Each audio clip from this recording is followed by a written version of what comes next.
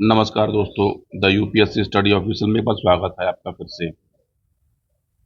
आप लोगों ने मुझसे कई बार पूछा था कि सर एमपी पीसीएस के बारे में डिटेल होता है, क्या होता है क्या नहीं होता है। तो देखिए एमपी के बारे में आप कुछ बातों को जान लीजिए। तो देखिए एमपी पीसीएस के बारे में जानने से पहले मैं आपको कुछ बातें बता दूं कि एमपी पीसीएस का 2024 में सिलेबस का पैटर्न चेंज हुआ था।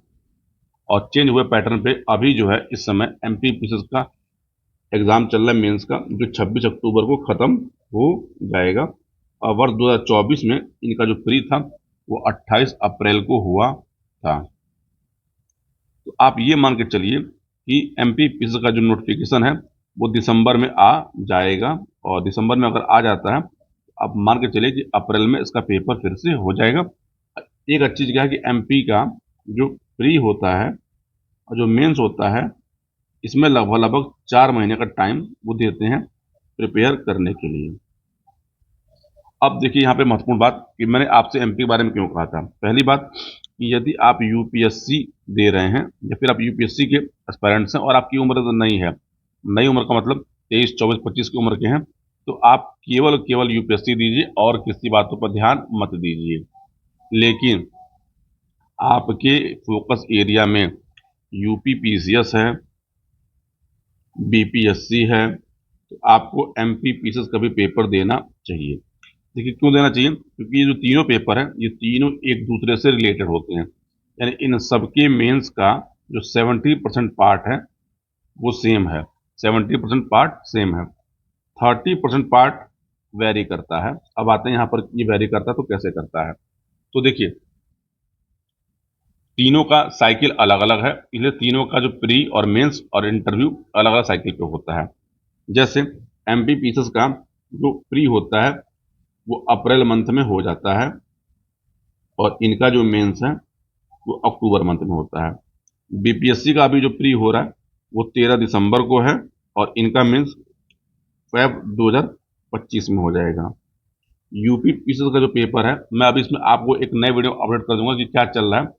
तो आप मान के चलिए कि अगर पेपर दिसंबर में हो जाता है, अगर पेपर दिसंबर में नहीं हुआ तो ये पेपर क्या होगा, ये फ्री पेपर मार्च अप्रैल में जा सकता है। मैं इस पर एक अभी बनाऊंगा सेपरेट वीडियो, क्योंकि मुझसे कई लोगों ने पूछा कि सर आप बना नहीं रहे वीडियो।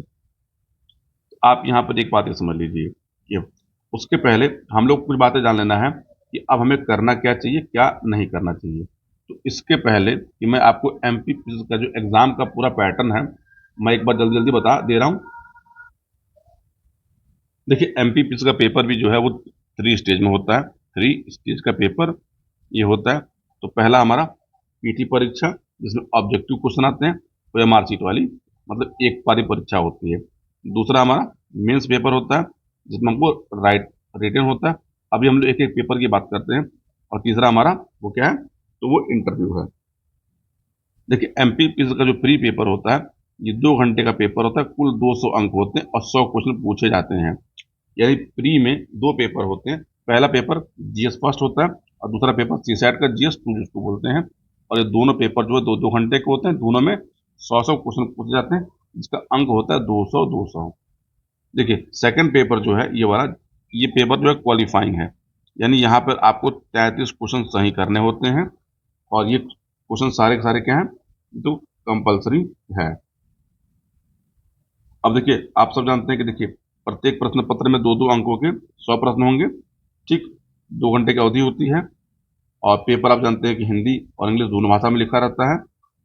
ठीक, तो आप इन सब चीज़ों को अब आप समझ लीजिए कैसे हैं। तो ये हमारी बात रही पीटी परीक्षा के बारे में। अब हम लोग बात करते हैं मेंस परीक्षा में क्या। देखिए एमपी पीसीएस का मेंस का जो पेपर होता है इसमें कुल 6 पेपर होते हैं और इन 6 पेपरों से आपको गुजरना होता है। जो पहला पेपर होता है जीएस फर्स्ट का, इसमें आपसे हिस्ट्री और ज्योग्राफी पूछी जाती है। कुल 3 घंटे का पेपर होता है, जो 150 नंबर का हिस्ट्री और 150 नंबर का आपसे भूगोल पूछा जाता है। दूसरा पेपर जो जीएस टू का, इसमें आपसे पॉलिटिकल साइंस मतलब पॉलिटी और सोसाइटी का पार्ट पूछा जाता है। ये भी 3 घंटे का पेपर होता है, मतलब 300 मार्क्स का पेपर तो ये भी होगा। और तीसरा पेपर हमारा जो है वो है जीएस थर्ड का पेपर। तो जीएस थर्ड के पेपर के भी 2 पार्ट हैं। पहला पार्ट इकोनॉमिक्स, दूसरा पार्ट साइंस एंड टेक्नोलॉजी वाला पार्ट है। ये भी 300 का ही 3 घंटे का पेपर होता है। और चौथा पेपर हमारा जो है जिसको हम लोग एथिक्स बोलते हैं, तो ये पेपर है ये पेपर हमारा जो है 150 का होता है, और उसी में हमारा 150 का पेपर जो होता है उसमें हमको मैनेजमेंट चीज़ें पूछ जाती हैं, जिसमें हमसे केस स्टडी पूछ जाती है। ठीक, 3 घंटे का। एक पेपर हिंदी का है, वो 200 मार्क्स का है, ये 2 घंटे का होता है। और हमसे ऐसे पूछा जाएगा 100 मार्क्स का, ये 2.5 घंटे का होता है। और देखिए, हिंदी का पेपर जो ऐसे का पेपर था वो हिंदी माध्यम आपको लिखना होगा। देखिए यहाँ पर एक महत्वपूर्ण बात क्या है कि आप जो जीएस के पेपर हैं, आप इन पेपरों को या तो हिंदी में लिखेंगे या तो अंग्रेजी में लिखेंगे। लेकिन जो पेपर नंबर 5 और पेपर नंबर 6 है, इस पेपर का जो माध्यम है वो हिंदी है। ठीक, इसमें हिंदी निबंध और प्रारूप लेखन पूछा था पेपर 6 में। और ये कुल होता है 1500 का। 185 अंक का क्या होता है, साक्षात्कार इंटरव्यू होता है, यानी कुल अंक 1685 से आपकी मेरिट प्रिपेयर की जाती है। अब देखिए इसमें प्रश्न कैसे पूछे जाते हैं। देखिए इसमें कुल 3 प्रकार के प्रश्न पूछे जाते हैं। देखिए एक होता है अति लघु उत्तरीय, मतलब इसमें कुल 15 प्रश्न होंगे और 2-2 अंक का होगा। ठीक, अधिकतम इसमें जो सीमा होती है वर्ड की, वो 20 यानी 1 लाइनर क्वेश्चन होते हैं। आपको पता है तो उत्तर लिखेंगे, नहीं पता तो नहीं लिखेंगे। फिर लघु उत्तरीय, ऐसे कुल 10 पूछे जाएंगे, और इनका जो पर क्वेश्चन का नंबर होता है वो 60 होता है, और इनकी जो वर्ड लिमिट होती है वो 60 होती है, यानी इनका पूर्णांक जो होता है वो 70 होता है। और फिर ऐसे ही हमारा लॉन्ग आंसर, कुल 5 प्रश्न पूछे जाएंगे, इनके जो अंक होते हैं 10, और ये कुल 200 के होंगे। मतलब ये 150 अंक का पेपर का प्रारूप आपका हो गया। ऐसे हमारे सेकंड पार्ट के पेपर में जब पूछ जाएंगे अति लघु उत्तरीय, लघु उत्तरीय, दीर्घ उत्तरीय, केस स्टडी, ये चौथे पेपर के लिए है। ठीक है, तो चौथे पेपर में ये सब चीजें होती हैं।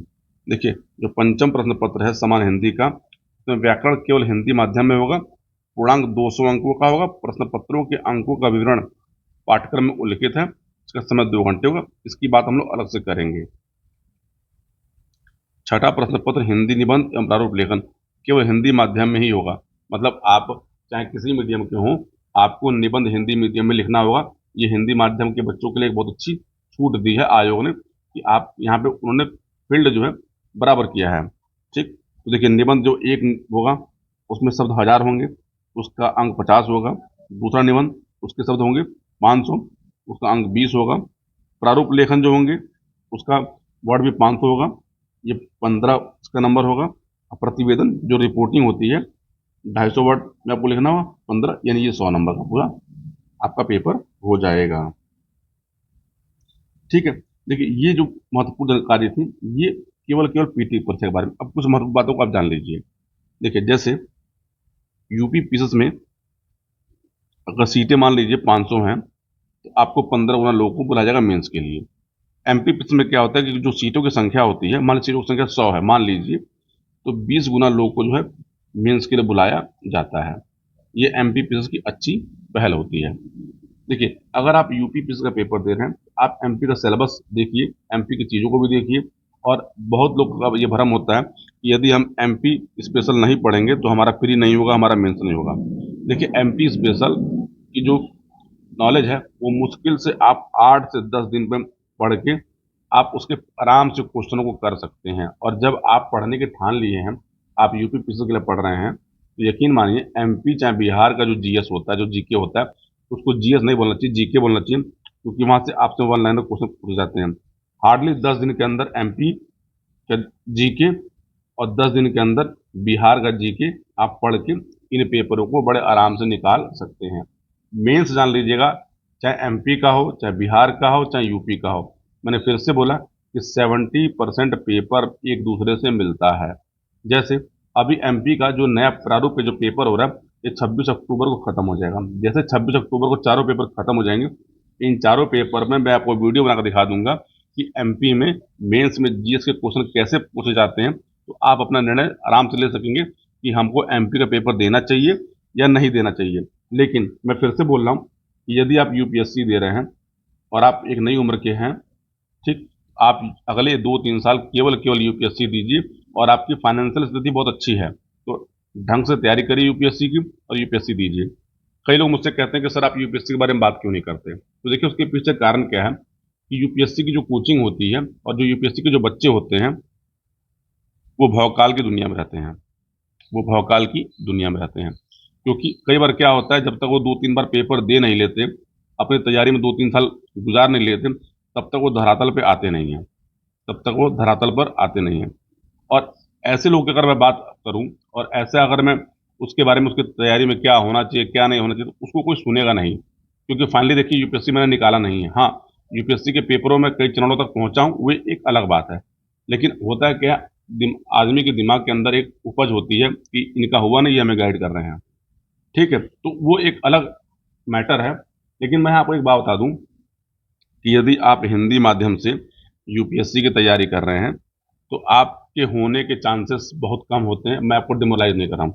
आप अपना माध्यम अंग्रेजी कर लीजिए, अगर अगर आपसे संभव हो तो।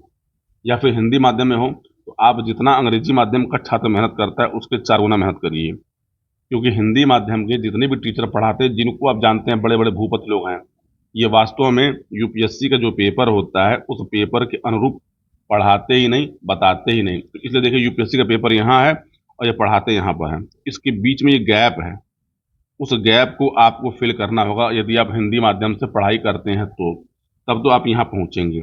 जो आपको 2, 4, 10, 15 लोग का रिजल्ट दिखता है हर साल, ये लोग हिंदी माध्यम से पढ़ के सेलेक्ट होगा, एक्चुअल में वो हिंदी माध्यम के होते नहीं। हाँ, उनको हिंदी अच्छी आती है, लेकिन वो भी अपना मैटर अंग्रेजी माध्यम से ही पढ़ते हैं, और अंग्रेजी माध्यम में यूपीएससी का कंटेंट बहुत अच्छा है।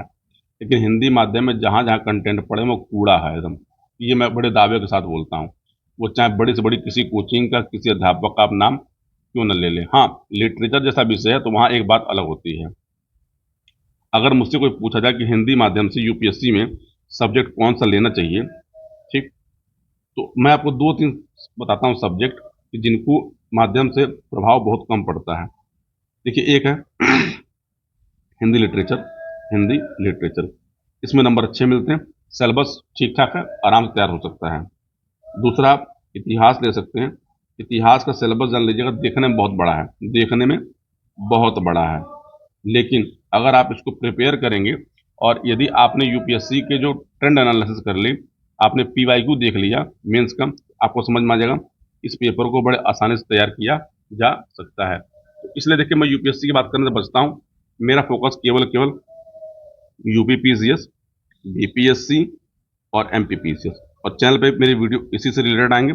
यदि आप यूपीएससी से के बारे में जानना चाहते हैं, तो आप मेरे पर्सनल नंबर में मुझसे कांटेक्ट करके बात करके आप पर्सनल गाइडेंस ले सकते हैं। लेकिन मैं चैनल पर उसके बारे में बात इसलिए नहीं करता, क्योंकि वहाँ बातें फिर हवा हवाई हो जाएंगी, कोई सुनेगा कोई नहीं सुनेगा।